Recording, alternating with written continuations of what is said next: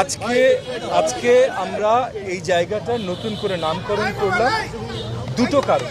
একটা কারণ হলো যে জুলাই গণঅভ্যুত্থানের পরবর্তী সময় এই চত্বরটার নাম নানক চত্বর হিসেবে পরিচিত ছিল এবং অফিসিয়াল এর আগের স্বৈরাচারী সরকারের বিশাল এক সেনাপতি, শেখ হাসিনার বিশাল এক সেনাপতি জাহাঙ্গীর কবির নানক অনেক জায়গা এখানে দখল করেছে। এর ভেতরে সে এই চত্বরটা তার নিজের নামে নামকরণ করে। 5ই আগস্টের পর সেটা সকল চিহ্ন জুলাই সৈনিকরা মুছে দেয়, কিন্তু তারপর এখানে আর কোনো নামকরণ ছিল না। রেসিডেন্সিয়াল মডেল স্কুল এখানেই পাঠ দেন আমাদের সবার ভালোবাসা, যার স্মৃতিচারণও আজকে আমরা করছি, শহীদ ফারহান ফায়াজ। তার পরিবারের সম্মতি নিয়ে, তার পরিবারের সাথে কথা বলে, তার স্কুল এখানে, উনি আন্দোলনে এখানে ছিলেন এবং উনি শহীদ হয়েছেন এখানে আন্দোলন করার সময়। তাই আমরা চিন্তা করলাম যে এই চত্বরের যেহেতু নামকরণের আগে ছিল এবং স্বৈরাচারীর নামে ছিল, সেটার বদল আনতে হবে এবং সবচেয়ে উত্তম হয় কার নাম দেয়া। এইখানে যিনি শহীদ হয়েছেন এখানে আন্দোলন করে, তার নামকরণই তাহলে সবচেয়ে উত্তম হয়। সেই হিসেবে আজকে আমরা নতুন করে এই চত্বরের নাম শহীদ ফারহান ফায়াজ চত্বর নামকরণ করলাম। প্রথম নির্বাচনে জয়, এবং আমরা বিশ্বাস করি যে এই প্রথম নির্বাচনের জয়টাও এর আগের নির্বাচনগুলো যেহেতু কৃত্রিম ছিল, সো ওখানে আমরা আসলে জয়লাভ করতাম কি না সেটা আমরা জানি না। আমরা বিশ্বাস করি যে এর আগে যে দুটো নির্বাচনে আমি অংশগ্রহণ করেছিলাম, সেই দুটো নির্বাচনে জনগণের ভালোবাসা পেয়েছিলাম, হয়তো জয়লাভ করার কথা ছিল, কিন্তু কৃত্রিমভাবে আমাদেরকে হারানো হয়। তো সেই হিসেবে আমি এইবার যদিও অফিসিয়ালি প্রথমবার বিজয়ী হয়েছি আপনার সংসদীয় নির্বাচনে, কিন্তু আমি ধরে নিচ্ছি আগেও হয়তো আমাদের ডিউ ছিল।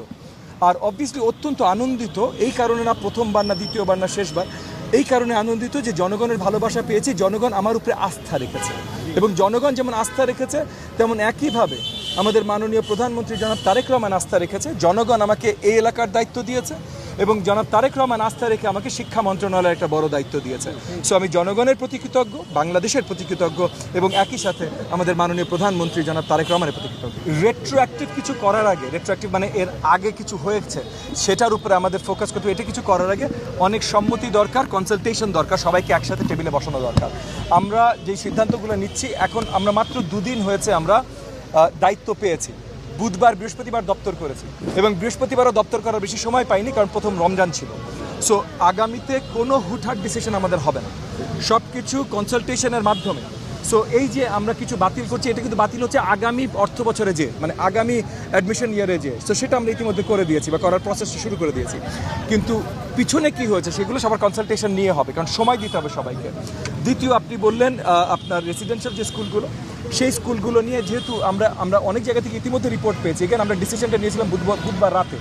সো বৃহস্পতিবারে কিছু রিপোর্ট পেয়েছি, আগামী রোববারে যে আমরা যখন দপ্তরে বসবো তখন এটা নিয়ে আলোচনা করে আমরা দখলে নতুন কোনো সিদ্ধান্ত নেওয়ার ব্যবস্থা আমরা করব। গতকাল দুপুরেই শিক্ষকদের সাথে আমার এবং আমার মন্ত্রণালয়ের দায়িত্বপ্রাপ্ত মন্ত্রী জনাব ইহসানুল হক মিলন এমপি ভাইয়ের সাথে, আমাদের দুজনের সাথে শিক্ষকরা বসেন।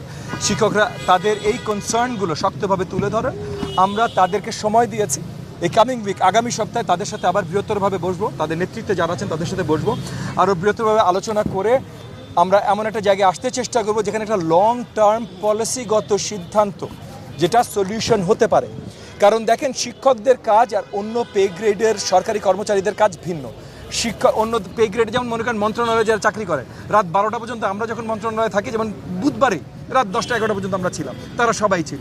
শিক্ষকরা 10টা-11টা পর্যন্ত অফিসে থাকে না। সো পার্থক্য আছে, সো পার্থক্যটাও রিফ্লেকশন হতে হবে পে গ্রেডে। আবার শিক্ষকের উপরে দায়িত্ব অনেক বড়, দেশের ভবিষ্যৎ গঠনের দায়িত্ব শিক্ষকদের উপরে, তাহলে সেটারও মূল্যায়ন হতে হবে। সেই সব কিছু সঠিকভাবে মূল্যায়ন করে আলোচনার মাধ্যমে আমরা একটা পলিসিগত সিদ্ধান্ত নিব। এটা হুটহাট নেওয়ার মতো ডিসিশন না, এটা সময় নিয়ে নেওয়ার মতো। 54 বছরে চেঞ্জ হয় নাই ভাই, এক রাতে হুটহাট কিছু করলে আবার খারাপই হবে। সবার সাথে আলোচনা করে সঠিকভাবে সময় নিয়ে ভালো কিছু আমরা করবো ইনশাআল্লাহ।